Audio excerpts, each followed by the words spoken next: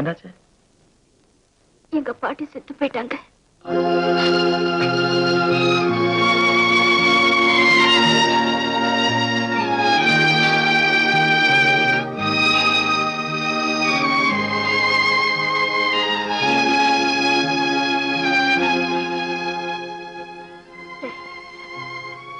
நீங்க சீக்கிரம் சாப்பிடுங்க. மத்ததெல்லாம் அப்புறம் பாத்துக்கலாம். சாப்பிடுங்க.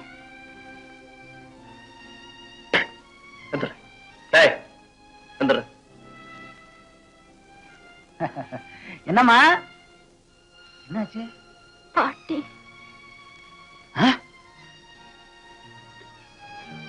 அம்மா